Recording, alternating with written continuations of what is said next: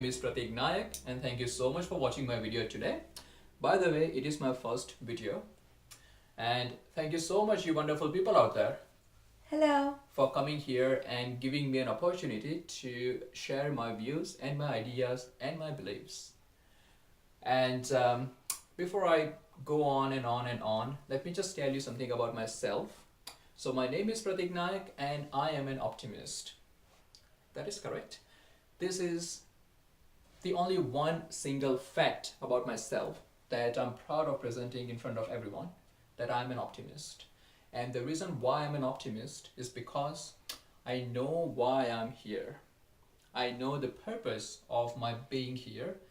I know why I get up every single morning. I know why I do what I do. And those who understand their real why, they are the ones who I call optimists. And my company's name is, as you can see, Smell of Optimism. And in some moments, you will see why did I name my company this. Now, one more thing which I would like to tell you guys and tell you viewers. After I finish my seminar, you all wonderful people sitting in the audience, you all will have to clap for me. And those who are watching me on YouTube or on my website, you all will need to give me a good like. I'm not joking. You all will have to do this. Will you? Well, you won't. You won't because I have told you to do something without proving myself yet. It sounds like a command. I'm commanding you to do something. And being humans, we do not like commands all the time. Right? At the end of the day, there are only two ways to influence the human behavior. One is you can manipulate human behavior. We all know what manipulation is, don't we? If you talk about an organization, manipulation means a business language. Buy one, get one free. Buy two, get the third product at half of the price. These all are manipulation languages, and we all are aware of this thing, aren't we? Manipulation is good for a short term. It can grab your attention in a short run, but it is not good when you talk about the longer picture of your organization, right? You can manipulate someone to go to gym for the first day, but to let him or to allow him or to make him to go to gym consistently for a year, that requires something else. It is stressful to be a consumer these days. You get bombarded with all different ideas, all different marketing language, all different business strategies. Every single day, every single moment of your life, you see thousands of competitors asking you to buy something from them, whether it be your phone company, whether it be your computer company, or it be your electricity or any utility providers. You all will have to make the decision based on this manipulative language every single day of your life. It is stressful to be a supplier as well, however, in this world, in today's time. And like I said, the problem with the manipulation is that you can grab the audience, you can grab their interest in a short run, but you cannot guarantee whether they're going to be there with you when your organization do not do well. There is an alternative. There is an alternative. And this is the second way of influencing humans. That is an inspiration.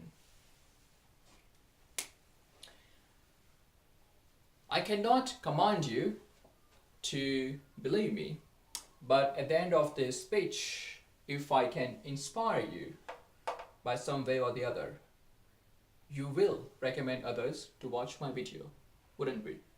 And why wouldn't you?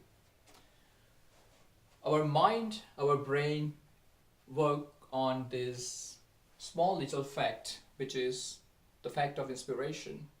And it is proven already by all these studies which are going on these days that inspiration is better than manipulation, and I can prove it to you right now.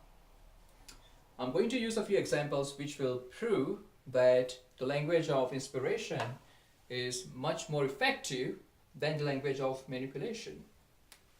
The first example that I would like to use here is Apple. And the reason why I always use the example of an apple is because it is easy to understand and we all get it. Now, Apple, as we all know, is just a computer company. And if Apple were to just present itself as to what it does, the odds are a few people would buy their products in the first place. But would these people be loyal to Apple in the long run? That is a question, right? And this example relates directly to my other concept, which is, I call it a bullseye concept. So there are 3 circles which I normally use to establish this concept of bullseye. The outer side is what, the inner side is how, and the last is why. One thing which I have learned and which I have discovered is that every single organization of this planet works on 3 different aspects and 3 different functions, and that is what, how, and why. I'm going to come back to Apple in a while, but the reason why I have to bring this topic here is just so you all understand what I'm going to talk about with the example of an apple. So like I said, every single organization of this planet works on these 3 different functions, which is what, how, and why. Let me just elaborate these terms very quickly so that you know what I'm going to talk about. What? We all know what we do in our lives, don't we? Let me ask one of you. You. Yes, yes. You. Yes. Yeah. Yep. Before coming to this seminar, where were you? I went to uni. You went to uni. How did you go to your uni? By public transport. By public transport, that's good. Why did you go to the uni? Because my parents asked me to go to uni. Okay. Your parents ask you to go to uni, but why do you go to uni? Never thought about it. Never thought of it. Okay. Well, that's exactly what happens when we know what we are doing and we know how we are doing, but we don't why we are doing what we are doing. And the same concept applies to any organization as well. The what reflects the products or services that you sell to the audience. Your how is what is your selling proposition, your differentiating factor, or your value added services that you offer to the audience, which makes your services or your products drawn out from the crowd. And your why reflects to the purpose or the beliefs that your organization carries in the market. This is the single most important fact about your organization as to why it exists in the market. That is why it is very important to know why we do what we do. In your example, I'm sorry to say, ma'am, but it is not good enough for me just to hear that because your parents want you to go to the uni, you went to the uni. I need to hear something more as to why do you want to go to the uni? What is your true belief about yourself? Where do you want to see a few years down the track? And that will be your why. Now coming back to the example of an apple, which I had started. I think now it will make more sense. So, an apple, if Apple were to communicate its marketing message with you guys, with us, in the same way as its competitors. Its marketing message would sound something like this. We sell computers. That is the what. Our computers are greatly designed. They've got great user interface and they are easy to use. That proves their how. Want to buy one? Yeah, maybe, whatever. As you see, when we start from what and when we go to why, in the first place, it sounds easy because when we talk about what, we talk about the tangible product or the tangible aspect of our business. When we talk about how, we talk about the features and the benefits, which are easy to understand. But then if we expect some sort of human behavior or some sort of vote or agreement from the audience, it is not fair. It is not fair just to expect this behavior on the basis of a simple explanation of what you are doing and how you are doing. Is it? The way Apple actually communicates is everything that we do, they say, everything that we offer, we believe in challenging the status quo. We believe in doing something different. That is their why.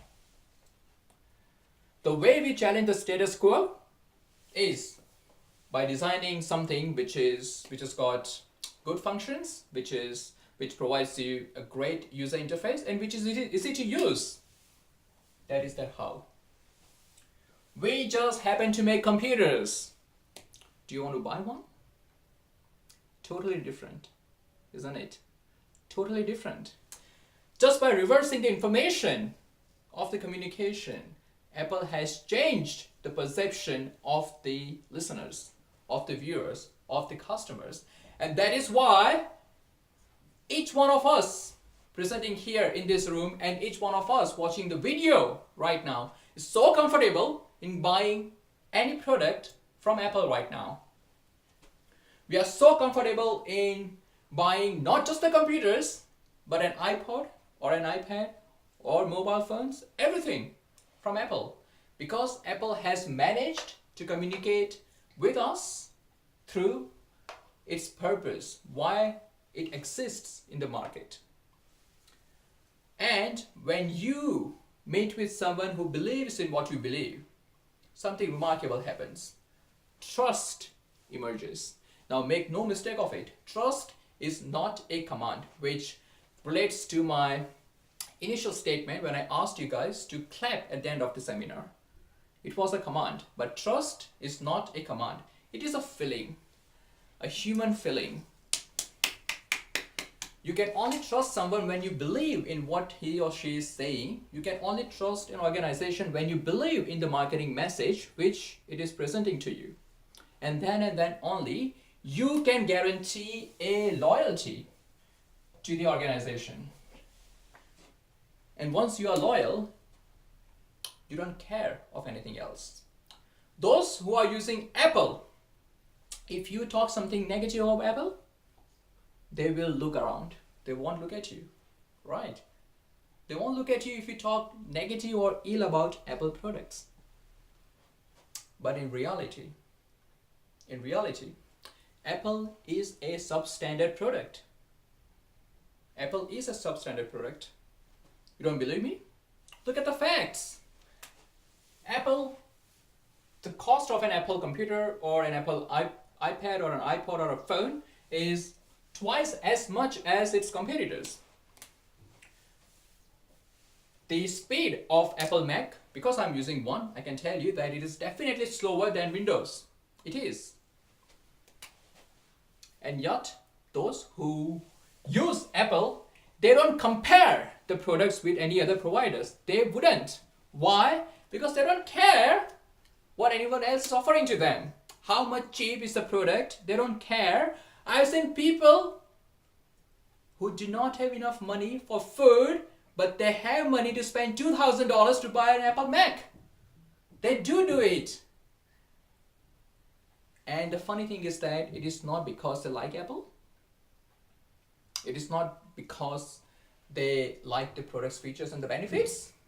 It is because Apple is communicating with them and Apple is telling them something about themselves, who they are. And that is why people are so loyal to Apple to this date. Before a few years, Dell, the competitor of Apple, it had introduced a music player, a digital music player, with lots of marketing tools, lots of strategies, and guess what? Nobody bought one. Why would we buy an MP3 player from a computer company? It does not make sense, but we do it every day. We do it every single day. Don't we buy an iPod from an Apple? Apple is just a computer company, remember? But we do it. Why? Because the marketing message of Apple touches the part of the brain which controls the decision making. The second example I would like to use here is Harley Davidson. The bike, Harley Davidson. People put a logo of Harley Davidson on their arms, on their bodies. Some of them don't even own the bike. Still, they put the logo on their bodies to tell you something about who they are. Not about Harley Davidson. It has become a symbol of who they are. And that's why they put the logos on their bodies. And they are so loyal to the company, I tell you, they will not leave the company even in their bad years. Right? How good is that? So these are the examples that I always use, including one more which I forgot. The Southwest Airlines. It is also a good example to know how loyalty works. So examples like these establish that when you have an inspiration in your marketing message, you don't have to worry about manipulating people. People will buy products from you even though your price is higher than your competitors. They will buy products from you even if some year you are not able to offer discounts to them. They will buy products from you at their own inconvenience sometimes because they are loyal. Because they are loyal. Remember, there is a difference between... Sorry, I'll just rub it off very quickly. There is a difference between repetitive business and continuous business. Repetitive business refers to those suppliers, those customers, those stakeholders who will keep on giving you business, right? That's the repetitive business. They will come again and again, a repetition. But if they get a better deal from someone else, they will go that way, right? But a continuous business comes from those who believe in what you believe. They do not care about your stock price. They do not care about your features, the benefits. All they care about is whether you have been able to communicate with their why or not. And these are the people who we call loyal audience. They will give you the business again and again and again. Like I said, sometimes at their own cost. Sometimes they have to face inconvenience in doing business with you, but still they will. And everything that I'm telling you right now is based on a human biology, not a psychology, human biology. I can prove it to you. Give me 2 seconds. If you look at the cross section of human brain, our brain is divided into 3 different sections.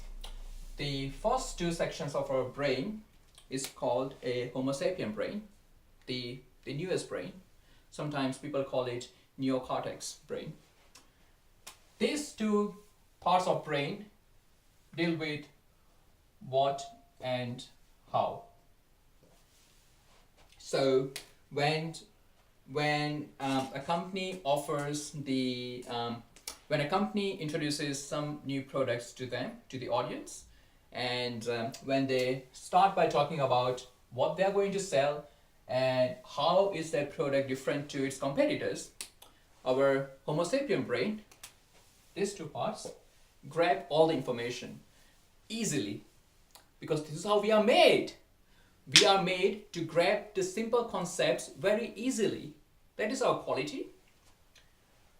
However, have you all had an experience that sometimes you hear a commercial from a company, and then in the beginning of this commercial you will be bombarded with all the information like the products, the features, the benefits, the characteristics. You like everything, but still when it comes to making a decision, you will say it does not feel right. It does not sound right. Right? We all have had an experience when everything seems good in the beginning, but when it comes to drive the behavior, we all will say, oh, whoa, whoa, whoa. My guts is telling me that it is not right. Something is wrong. Does it mean that something is happening in our stomach or in our heart? No. Nothing is happening in your stomach and nothing is happening in your heart. It all happens here. The third part of the brain, which is called a limbic brain.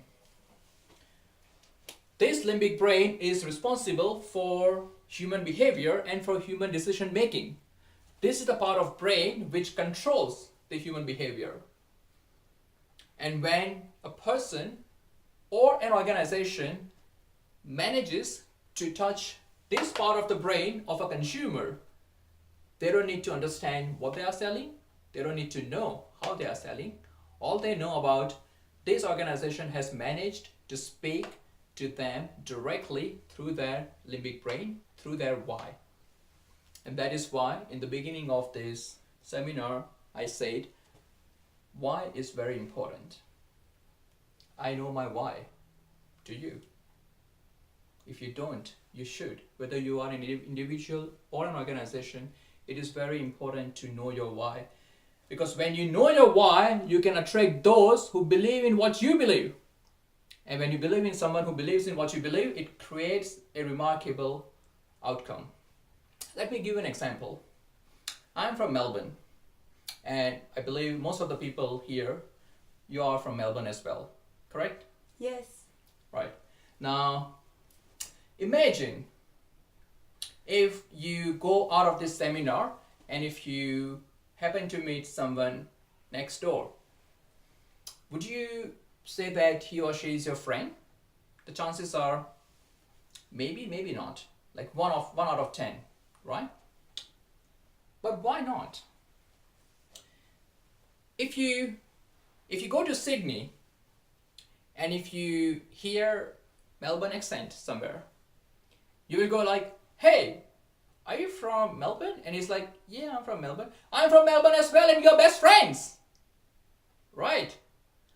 Now, if you go for a holiday to China, for example, or to Bali, and all of a sudden you hear an Australian accent, you're like, hey, I'm from Melbourne. And he's like, hey, I'm from Sydney. And you're best friends. This is what happens when you believe.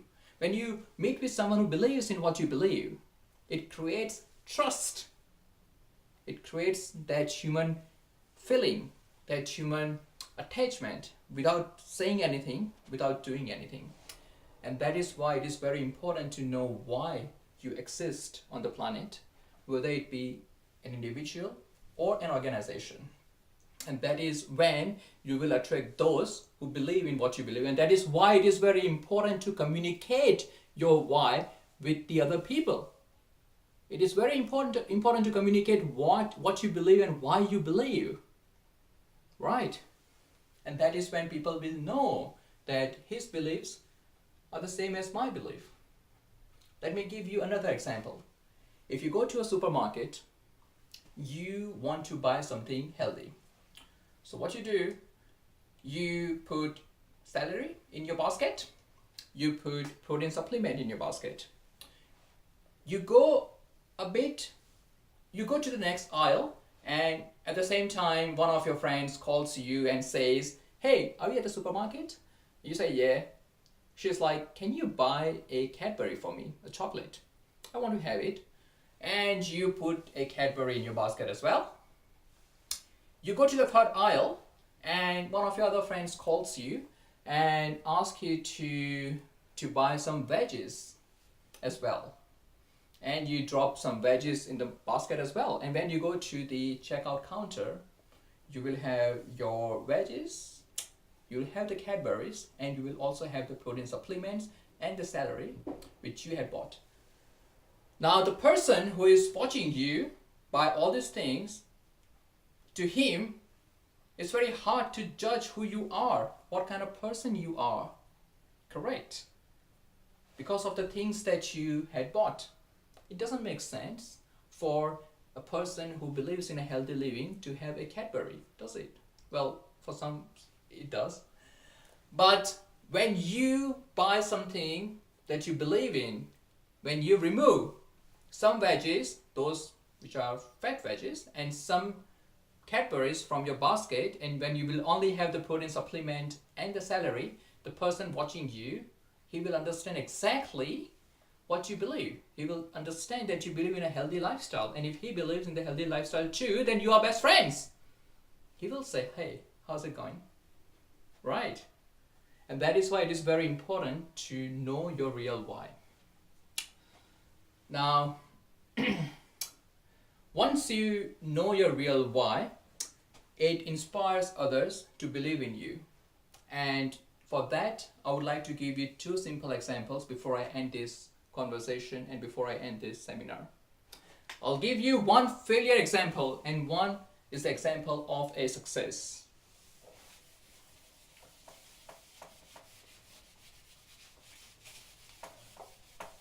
Have you heard of TiVo? I'm sure you have. It was introduced in 1999. A digital video recorder. Now, it had a magnificent capability of recording the TV shows. At that point of time, it was quite new. It also had different features, like you can pause the live TV. You can watch any program whenever you want to. So it was a good piece of technology which was introduced in 1999. And when it was introduced, the introducers, the founders, their marketing message was like, "We will sell you the digital video recorder. It can pause live TV. It will allow you to watch any videos whenever you want to. Buy the TiVo from us." You know what happened?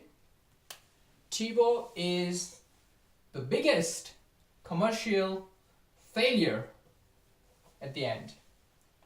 People's reaction was like, "You are scaring us. Stay away from us. I don't want to buy from you."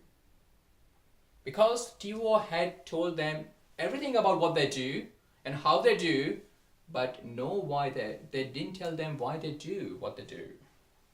Now just imagine if TiVo had communicated their product's message, something like this. If you want to have a total command of yourself, if you want to have a total command of whatever you do, boy, we have a product for you. It can pause live TV. You can watch different videos at a time. You can skip the ads, the commercials. Do you want to buy one? Totally different. But unfortunately, TiVo failed to communicate their why to the audience, and that's why it failed. Although it is one of the beautiful, magnificent technologies which has been invented so far. And now I'll give you the success example.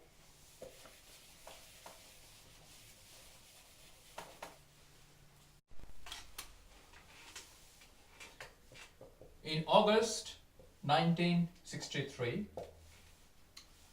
250,000 people turned up in Washington without any invitation and without any marketing message to hear Martin Luther King Jr. How many emails have you got to come up here to listen to me? 3 to 4 emails. The 3 to 4 emails? I got 7. I got 7 emails to remind me that today I need to be here. But that is the world of technology that we all live in. That time, the technology was not this advanced, and there was no communication and there was no internet as well. So, people had no way to find out if there was going to be such huge event. Yet, 250,000 people turned up to hear Martin Luther King Jr.'s speech, I Have a Dream. A very famous speech, by the way. How many of these 250,000 people turned up for him? None. 0% turned up for Martin Luther King. They all turned up for themselves to tell who they are. Because in his speech, Martin Luther King managed to establish his why. That one day, little black children and little white children will play together on one playground holding their hands. It was his dream. And he managed to communicate his dream, to articulate his dream so clearly to the audience, to the people at that time, that people were forced to believe him. People were inspired to believe him. And that's why 250,000 people turned up to hear Martin Luther King's speech. And by the way, Martin Luther King Jr. gave a speech, I have a dream, no, I have a plan. And that is what happens when you meet with someone who believes in what you believe, and when you are able to articulate your why so precisely and so clearly to others. And with this, I would like to end my today's talk. Thank you so much for turning up here, you wonderful people. And thank you so much for listening to me today on YouTube. And moving forward, I would like to post some more videos with the hope that my why is the same as your why. Please visit my website. It is www.smellofoptimism.com. It will give you some more ideas about what I'm doing, and it will also give you an access to some of my other videos. Thank you so much. You have a wonderful day.